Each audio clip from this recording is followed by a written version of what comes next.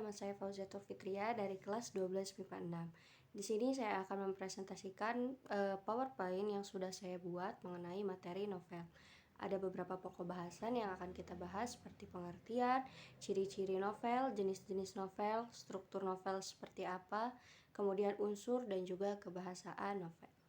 Mari kita simak videonya. Memasuki pembahasan materi yang pertama, kita akan membahas tentang pengertian novel. Jadi, apa sih novel? Menurut Kamus Besar Bahasa Indonesia, novel adalah sebuah karangan prosa panjang yang mengandung rangkaian cerita kehidupan seseorang dengan orang lain yang ada di sekitarnya dengan menonjolkan karakter atau sifat di setiap pelakunya. Sedangkan menurut Ensiklopedia Britania 2015, novel ialah sebuah narasi dengan panjang yang cukup dan kompleksitas tertentu. Maka dapat kita simpulkan bahwa novel ialah sebuah narasi dengan panjang yang cukup serta kompleksitas tertentu berdasarkan pengalaman imajinatif manusia, biasanya berupa rangkaian cerita yang saling berhubungan dengan melibatkan sekelompok orang dalam latar waktu tertentu. Kemudian kita akan membahas bagian kedua. Kita akan membahas ciri-ciri. Novel memiliki ciri-ciri diantaranya yang pertama, karena novel sesuai dengan pengertiannya memiliki panjang yang cukup dengan kompleksitas tertentu, maka novel memiliki kurang lebih 400 halaman dengan 35.000 kata. Karena kompleks, maka ciri-cirinya juga alurnya ikut kompleks. Kemudian ciri-ciri selanjutnya biasanya diawali dengan menggambarkan suasana atau latar ceritanya. Kemudian yang selanjutnya adalah banyak sekali kata atau kalimat dalam novel yang seperti diulang-ulang. Kemudian yang terakhir adalah novel karena panjang dan alurnya kompleks, maka waktu untuk membaca novel juga panjang dan cukup lama. Kemudian kita juga mempunyai novel di angkatan 20 hingga 30-an, juga novel remaja. Lalu perbedaan kedua novel ini apa? Perbedaannya bisa kita lihat dalam dua aspek. Yang pertama, penggunaan bahasa dan juga tema. Untuk penggunaan bahasa, novel angkatan 20 sampai 30-an cenderung menggunakan bahasa yang kaku. Mungkin karena memang masa itu bahasanya tidak sesantai sekarang. Kemudian jika novel remaja biasanya menggunakan bahasa yang cenderung santai dan juga seperti bahasa sehari-hari saja. Lalu yang kedua adalah tema yang diangkat. Dalam novel angkatan 20-30-an biasanya tema yang diangkatnya yang pertama pasti tema tentang adat. Kemudian yang kedua banyak sekali tema tentang pemikiran penulis ataupun protes-protesnya mengenai adat istiadat tersebut. Kemudian sedangkan novel remaja biasanya bercerita tentang kisah persahabatan ataupun percintaan. Novel juga memiliki banyak jenis, diantaranya dikelompokkan menjadi 3 berdasarkan nyata atau tidaknya peristiwanya, kemudian isi serta tokohnya, juga genre ceritanya. Berdasarkan nyata atau tidaknya cerita menjadi fiksi dan juga non-fiksi.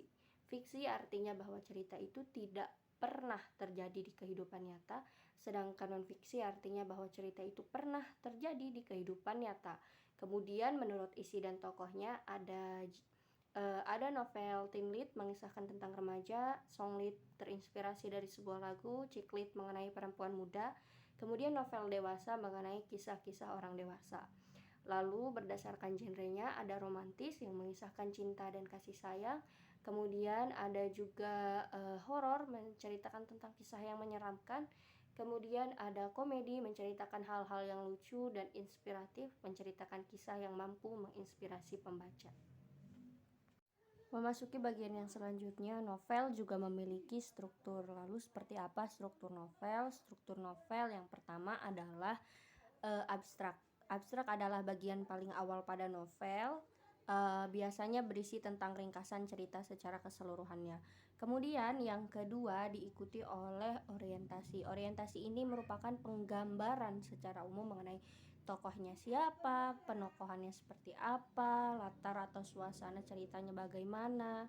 Kemudian yang ketiga adalah komplikasi. Komplikasi ini urutan rangkaian peristiwa yang saling berhubungan dan nantinya akan menyebabkan peristiwa yang lain, seperti munculnya konflik.